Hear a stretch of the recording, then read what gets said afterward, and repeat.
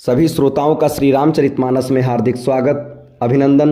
श्री रामचरितमानस के बालकांड के दोहा नंबर 67 और 68 में आप सभी का एक बार फिर से स्वागत है। बढ़ते हैं दोहे की तरफ। जोगी जटिल अकाम मन नगन अमंगल बेस, अस स्वामी यही कहाँ मिलहि परिहस्त असिरेक।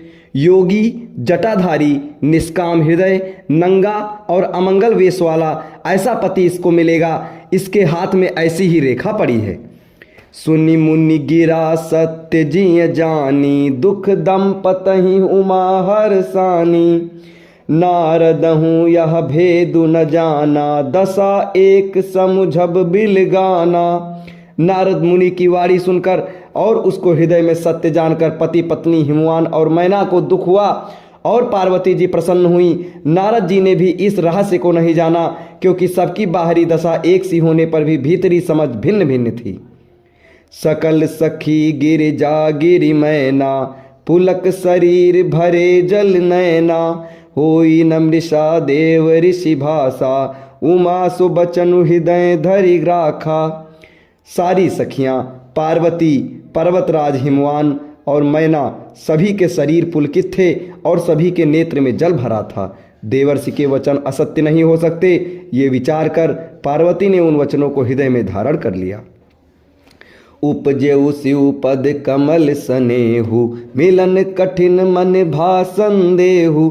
जानिकु अवसरु प्रीति दुराई, सखी उछंग बैठी पुनि जाई। उन्हें शिव जी के चरण कमलों में स्नेह उत्पन्न हो आया, परंतु मन में ये संदेह हुआ कि उनका मिलना कठिन है। अवसर ठीक न जानकर उमा ने अपने प्रेम को छिपा लिया और फिर वे सखी की गोद में जाकर बैठ गईं। झूठी न होई देव ऋषि बानी, सोचहि दंपति सखी सयानी। उर्धरि धीर कहीं गिरिराऊ, कहाँ नाथ का करिए उपाऊ। देवर्ष की वाणी झूठी न होगी, ये विचार कर हिमवान मैना और सारी चतुर सखियां चिंता करने लगीं। फिर हृदय में धीरज रखकर धरकर पर्वतराज ने कहा, हे नाथ, कहिए आप क्या उपाय किया जाए।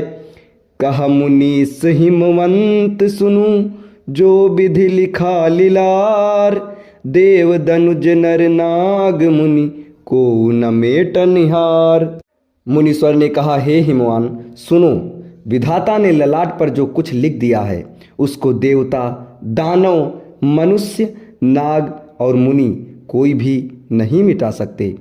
तदपि एक मैं कहूँ उपाई, होई करें जो देव सहाई। जस